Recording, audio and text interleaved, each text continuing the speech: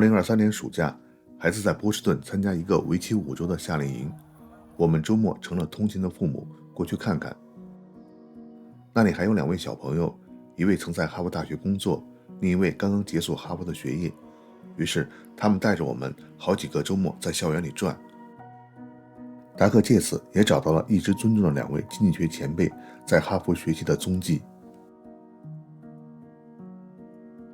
1980年，一位陈代孙先生的学生要到哈佛做访问，赴美前去戴老家向他辞行，问他有什么事需要在美国办。迟疑了一会儿，当时80高龄的戴老说，自己年纪大了，不能再去哈佛看看。他当年在哈佛宿舍是帕金斯楼18号房间，要是方便的话，你帮忙到那里看看，如能拍个照片带回来更好。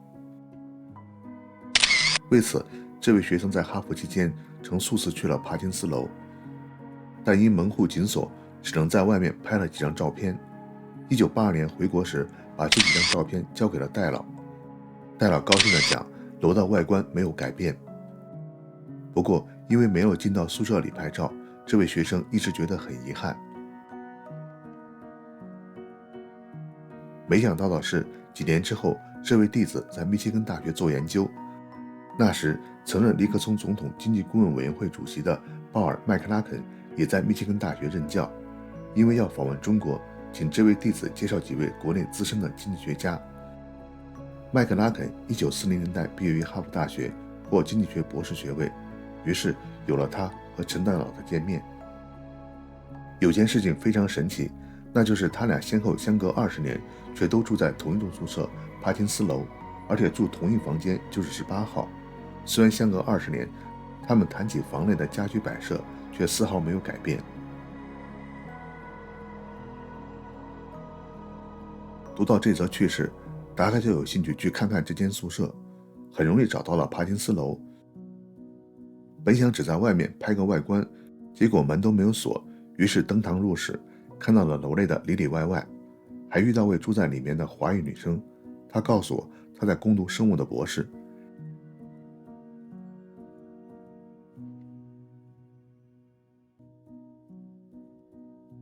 现在的房号是3位数，也不知道118号是否就是当年陈代老1923年到1926年间在哈佛读书时的宿舍18号。帕金斯楼建于1895年，是纪念3位叫帕金斯牧师修建的。帕金斯楼一直是哈佛大学研究生院的宿舍楼。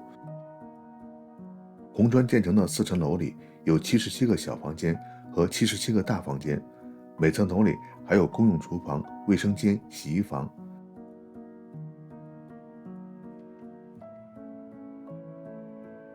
从网上的资料看，2023年8月到2024年5月一学年的租金是：小房间8934美元，大房间11082美元。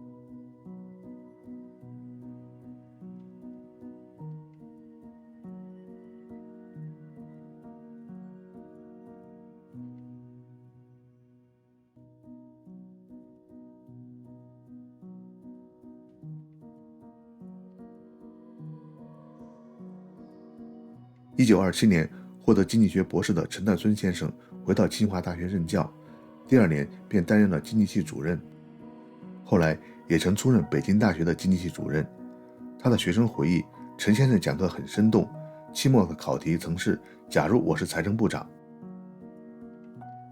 很多年前，达克在北大的一次活动中曾见过这位经济学泰斗。当时年纪已过90的陈先生身着灰色的中山装，拄着手杖，笔直走向讲台，思路清晰的讲话中强调经济学应该是经世致用的学科。在清华大学经济管理学院大楼的大厅里，达克曾见过陈岱孙先生的塑像，底座上刻有陈先生的一句话：在过去的几十年中间，我只做了一件事，就是一直在学校里面教书。这也让达克好奇，这位淡泊名利的长者念念不忘的哈佛宿舍到底是个什么样子。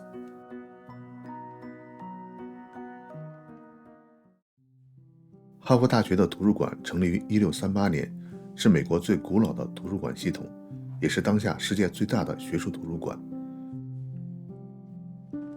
学校内有25处图书馆，拥有超过2000万册的实物和数字图书，内容覆盖几乎所有学科，书写的语言达460种。图书馆系统的工作人员多达800人。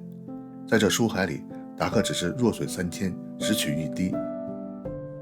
想找一本张培刚先生的博士论文《农业与工业化》。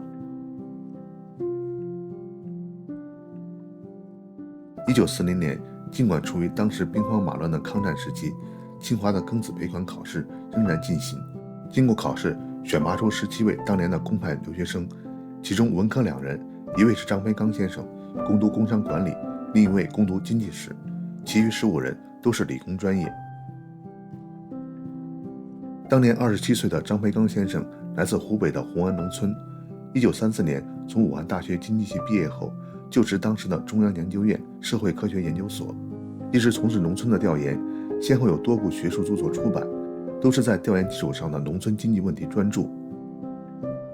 考取留美生后，按规定每位学生会有指导教授指导留学的选校和选课事宜，负责指导张培刚先生的正是教了一辈子书的陈岱孙先生。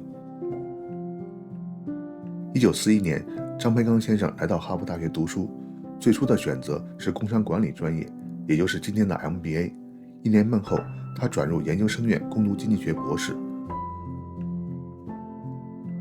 我的脑筋一直都是我村子的那些老爹爹、老奶奶和我的自己童年的。就是尽管人都到了哈佛，到了美，我总是心里有他，还是有他们。那个农田的工作的艰苦，尤其我亲自上的过，怎么把它现代化改进，那就是我心目中总在考虑的一个问题。所以我就农业后头还加个工业化，主要就是农业过如何工业化，这是我终身的一个观点。这个有理论上的，更有感情上的。张先生的博士论文《农业与工业化》结合了在国内多年的农村调查和当时刚刚提出的经济学理论分析框架，阐述了农业与工业的关系，农业国实现工业化的条件和制约因素。论文还分析了劳动力过剩和转移问题，整个框架是以竞争和市场机制为基础的，还特意强调了企业家精神在工业化过程中的作用。今天论文中的分析和结论都得到了实践的证明。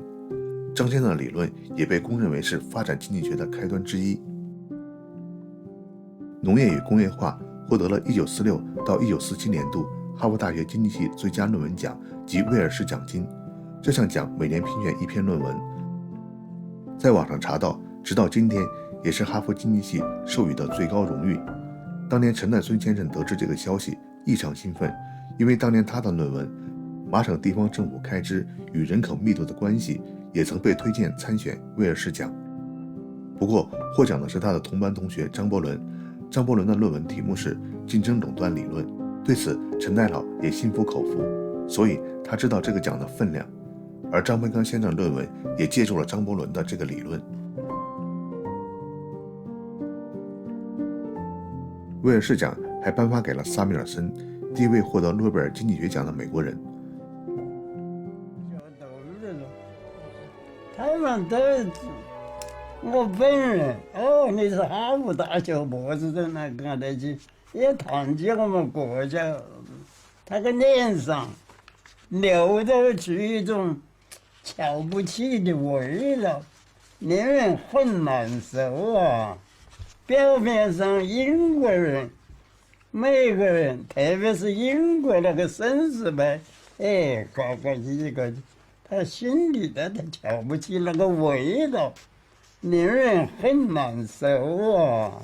我的这个心情，我写出农业国怎么实现工业化，变成一个富强的国家，我是用这样的心情，心里很怄气啊。农业与工业化也被收入了哈佛经济丛书第85卷，1949年由哈佛大学出版。1945年，张先生回国任教武汉大学。1948年又在联合国工作。1949年辞职回国，以后一直在华中理工大学工作，也中断了学术研究。我回国的时候，我抱着一切好的我都不要，抱着回来受苦。我在曼谷，他们那个总理叫蓝皮文，每个星期六晚上都有大宴会，我都要去参加，都有点厌烦了。国家这个样子，将来怎么样？茫茫前途茫茫，国家有难嘛，回来共赴国难嘛。过去因为工作关系，达克曾有机会多次拜访过张先生，每次都用完了张夫人规定的最多会客半小时的时间。他的乐观幽默印象非常深刻。我就这个性格，我也不让他自然了，所以我跟我那一副对联认真但不能太认真，应事实而止，看透岂可以全看透，须有所作为。两句话都有辩证的观点，这个混批叫做看待人生。记得张先生曾聊起过，写论文期间是在哈佛图书馆的一个小隔间，解开领带，松开腰带和鞋带，完全放松读书写作。想必今天哈佛图书馆里的一些旧书曾见过这位自称三松的先生吧。